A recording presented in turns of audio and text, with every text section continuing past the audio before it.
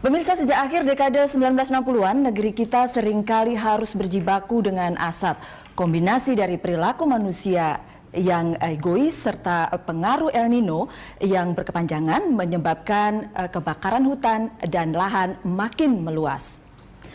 Dampak kesehatannya pun tak tertanggungkan. Sedikitnya ada 12 orang tahun ini yang telah meninggal secara langsung maupun tidak langsung karena asap.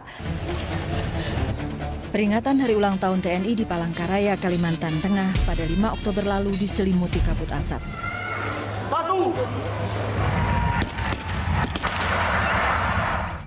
2 pekan kemudian, asap masih mengurung kota seluas 2.400-an kilometer persegi ini. Sekarang, asap bahkan makin pekat dan berbahaya bagi kesehatan. Indeks Standar Pencemaran Udara atau ISPU di Palangkaraya sudah lebih dari 2.600 mikrogram per meter kubik. Akibatnya, Dinas Pendidikan dan Kebudayaan setempat kembali meliburkan sekolah hingga 31 Oktober mendatang.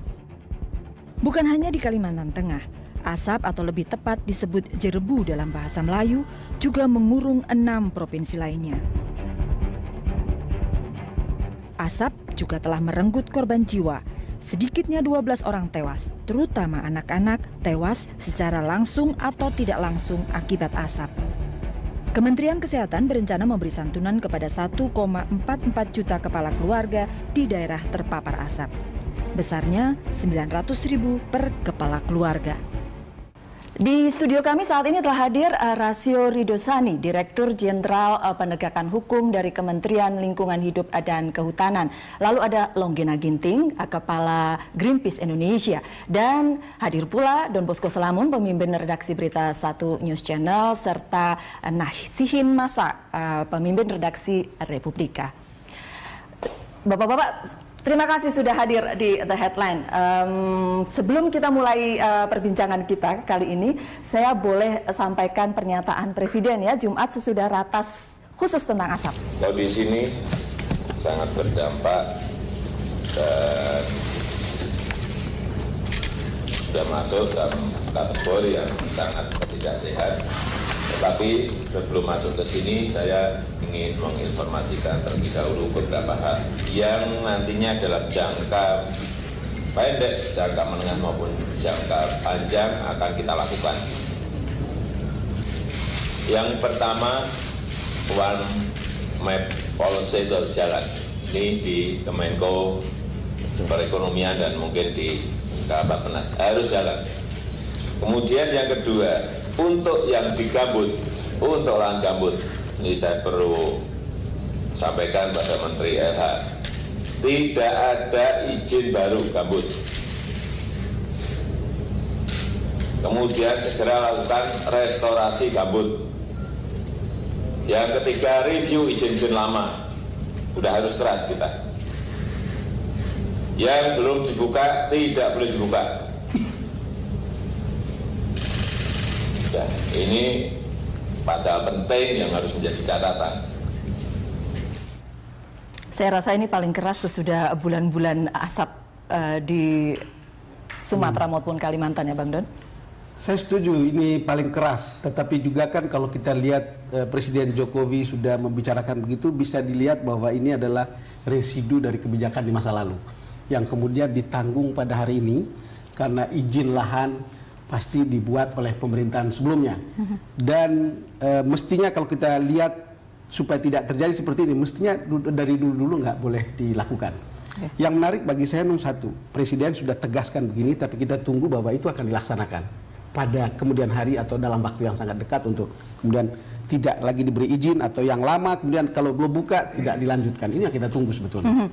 Tidak ada izin baru, restorasi gambut, review izin lama, dan yang belum dibuka tidak boleh dibuka. Kita boleh tanya ke Departemen Kehutanan, LH dan Kehutanan ya sekarang ini ya Pak Roy. Tentang asap sebenarnya, ini sudah diantisipasi sejak awal oleh pemerintahan Jokowi dan Yusuf Kala, di mana kunjungan Jokowi untuk membicarakan masalah pencegahan asap kebakaran hutan dan lahan ini mulai sejak bulan November. 1 bulan setelah beliau dilantik, beliau pergi ke Riau. Tapi kebakaran ya, tetap sudah gede juga. mengantisipasikan ini. Tapi sudah ada antisipasi proses ini. Memang saya sampaikan ini bukan persoalan sekarang, tapi persoalan yang cukup panjang selama ini yang harus kita benahi. Jadi apa yang disampaikan oleh Presiden tadi, mulai dari one map policy, kemudian kemudian tidak ada lagi izin baru di lahan gambut, restorasi gambut, ini sudah menjadi kebijakan juga dari Kementerian Lingkungan dan Kehutanan. Proses ini sedang dibicarakan sejak pada awal-awal. Maksudnya ini sudah dilakukan sebenarnya, tidak ada izin baru, tidak ada. Ya, kita kan punya moratorium. Kita punya moratorium untuk izin di hutan primer dan juga di gambut. Sekarang kan dipertegas oleh Bapak Jokowi. Kemudian tugas kami adalah sebagai birokrat untuk menindaklanjuti kebijakan-kebijakan ini.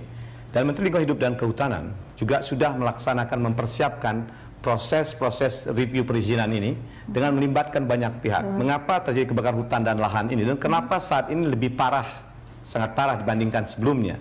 Pertama, kalau kita bicara kebakaran hutan dan lahan, hal pertama adalah kita harus yakin dan kami mengetahui ini adalah karena perilaku manusia. Ini yang pertama. Ya, itu baik dilakukan sengaja maupun tidak sengaja, baik oleh perseorangan maupun oleh korporasi. Yang kedua, itu terkait dengan sudah rusaknya ekosistem gambut yang selama ini dibuka untuk berperizinan maupun juga untuk baik perkebunan maupun kegiatan lainnya. Ya. Yang ketiga tentu semakin parah karena kondisi El Nino. Pengamatan Republika. Ya, ini saya menyebutnya ini masalah kebakaran hutan ini. Saya menyebutnya ini adalah menunjukkan sisi bejatnya peradaban kita. Jadi ini kalau ada yang mencatat sejak 18 tahun terjadi kebakaran ini kan secara masif ya. Tapi tadi diantar oleh Manunung bahwa itu sejak akhir 60-an. Ya. Jadi sebetulnya kita semua sudah tahu apa sebabnya. Ya. Seorang selalu mencoba mengaitkan dengan peladang berpindah yang perseorangan tadi membakar.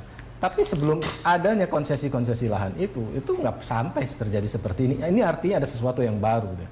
Dan inilah yang kita perlu kejujuran di sini. Jadi masalah kejujuran dan ketegasan kita supaya ini tidak terulang lagi. Dan saya melihat dari apa yang disampaikan oleh Pak Presiden itu patut kita apresiasi sejumlah langkah ke depannya yang sangat tegas ya. Cuma masih ada yang kurang menurut saya. Pertama adalah perlu ada badan khusus menurut saya untuk menanggulangi kebakaran ini karena LH dan Kehutanan tidak cukup? Ya, LH itu kan bukan untuk menangani bencana kan ya. Tapi ketika ada bencana ini harus ada lembaga khusus yang khusus menangani ini. Nah ini yang kedua yang disampaikan oleh Bapak Presiden juga sifatnya jangka panjang semua. Tapi bagaimana dengan korban-korban saat ini? Menurut saya pemerintah sudah saatnya untuk berani melakukan evakuasi warga. Jangan sampai ada korban lebih banyak lagi. Mas Longgena, dari tahun ke tahun memang ada kemudian kalau Pak Roy tadi bilang ya ini parah juga tahun ini gitu dengan luasan wilayah yang makin besar cakupannya sampai ke Papua begitu. Betul. Saya pikir dilihat dari segi kerugian ekonomi, kerugian lingkungan dan yang terjadi saat ini memang luar biasa. Ini extraordinary situasinya. Jadi saya pikir juga harus ada extraordinary action. Tidak bisa lagi business as usual.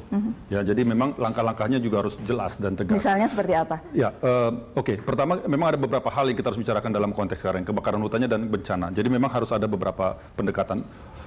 Tentu saja pertama yang segera dan atasi dulu kebakaran yang ada. Gitu. Tanggap darurat, ya, membantu para korban saat ini sekarang. Ya, mereka kesulitan bernapas sekarang. 40 juta orang terpapar asap, 370.000 orang terkena ispa, belasan orang sudah meninggal. Harus ada urgent action terhadap ini segera. Evakuasi kalau realistis dilakukan, kalau tidak harus ada rumah-rumah aman bagi mereka yang kelompok rentan khususnya. Itu yang immediate yang perlu kita lakukan segera. Itu langkah yang jangka pendek. Langkah jangka menengah penegakan hukum itu juga harus dilakukan. Yang tidak bisa luput ada 10 perusahaan sudah dikatakan dan ini harus diteruskan. Dan ini karena extraordinary crimes harus ada juga pembuktian terbalik dan ada pendekatan hukum khusus. Mungkin ini PR Pak Roy. Pendekatan hukum boleh kita simpan nanti untuk Pak Roy. Baik. Nah, karena itu bagiannya Pak Roy. Yang terakhir ini tadi disebutkan juga tentang jangka panjang karena ini sudah terjadi 18 tahun. Jadi tidak juga bisa dilakukan hanya mengatasi simptomnya tanpa mengatasi akar masalahnya. Akar masalah ini adalah cara pengelolaan hutan kita yang sangat merusak, sangat tidak berkelanjutan. Gitu ya. Ini potret dari hancur model pembangunan kita. Menko Polhukam akan segera berkantor di daerah-daerah asap mulai besok. Begini, di tengah-tengah banyaknya orang yang marah terhadap asap ini, karena peradaban kita tadi yang rusak itu menurut Mas Nasin, saya juga setuju. Kalau kita lihat memang tampak bahwa tidak ada pilihan lain sekarang ini kecuali kita kalah terhadap asap. Kalau kita lihat runtutan tindakannya, Presiden itu ketika asap itu sudah datang ke lokasi beberapa kali. Lalu kemudian sudah dipakai juga bantuan orang asing. Jadi tidak juga berhasil. Pilihannya sekarang adalah evakuasi. Kira-kira begitu kan perintah yang terakhir. Evakuasi itu menggambarkan bahwa kita sudah tidak bisa mengalahkan lagi asap saat ini. Dan satu-satunya cara adalah pilihannya adalah evakuasi. Saya kira itu perintah Presiden sebelum berangkat ke Amerika kepada Menko Polhukam. Kemudian tadi perintahnya adalah Mendiknas harus turun ke bawah, Menkes harus turun ke bawah, Menko Polhukam harus turun ke bawah, Mensos harus turun ke bawah. Begitu banyak orang harus turun ke bawah dan kita tunggu besok lusa nih. Memang langkah-langkah pemerintah kita apresiasi lah dengan segala semua langkahnya. Tapi terbukti faktanya kan, ini sebagai saya wartawan selama 20 tahun, ini adalah yang terbesar. Ya, yang terbesar. Yang terbesar kerusakannya. Kerusakannya, titik apinya dan seterusnya, dampaknya. Ada sejumlah daerah yang tadinya enggak sekarang terjadi, kena asap dan sebagainya. Kemudian tingkat keparahannya, bayangkan untuk normal adalah 10 sampai 50 ya ukuran apa namanya pencemaran udara. Sekarang itu sudah ada yang 800, ada yang di atas 1000. Itu sudah tingkat bahaya yang orang sudah tidak boleh tinggal di situ. Jadi menurut saya apa yang dilakukan pemerintah masih tidak cukup, tidak signifikan, yang mungkin terlambat. Karena tadi sebetulnya kita sudah tahu lah ini kelakuan siapa. Tapi kenapa tidak dilakukan dari awal gitu? Kita lanjutkan tadi bahwa kita tidak boleh kalah. Oke, kita tidak boleh kalah. Yang pertama sekarang adalah bahwa kita harus memadamkan asap itu. Bahwa ini yang terparah menurut Greenpeace, apakah jadi dari segi lingkungan saja, emisi yang dikeluarkan oleh kebakaran tahun ini hampir melebihi yang pernah terjadi tahun 97. Emisi karbon yang dikeluarkan dari kebakaran ini dari Januari sampai Oktober saja sudah sama dengan emisi yang dikeluarkan oleh Jerman pada tahun 2013. Bila kebakaran berlanjut sehingga Desember, bisa saja kita melampaui emisi yang dikeluarkan oleh Amerika Serikat. Bayangkan ini negara emiter CO2 terbesar di dunia. Karena industri maksudnya kan? Ya, dari industri, tapi kita dari kebakaran hutan. Dan hanya berapa bulan gitu ya? Dan kebakaran hutan ini masalah serius. Dan ini kan kita sudah komitmen dalam mengatasi perubahan iklim ya. Dari segi lingkungan ini sangat mengkhawatirkan. Jadi memang harus ada langkah-langkah yang jangka panjang. Jadi restorasi gambut itu memang mengatasi masalah kunci dari kebakaran hutan. Nah, itu PR yang besar sekali karena banyak izin-izin sudah terlanjur dikeluarkan di lahan-lahan gambut ya. Jadi memang harus ada langkah hukum, terobosan hukum untuk mengatasi ini. Jadi review, mencabut, perlu ada landasan hukum yang kuat agar ini bisa dilakukan. Kita simpan langkah jangka menengah dan jangka panjang. Kemudian sesaat lagi kita akan bahas bagaimana sekarang memadamkannya dan berapa lama lagi. Gitu. Kita akan kembali untuk Anda sesaat lagi.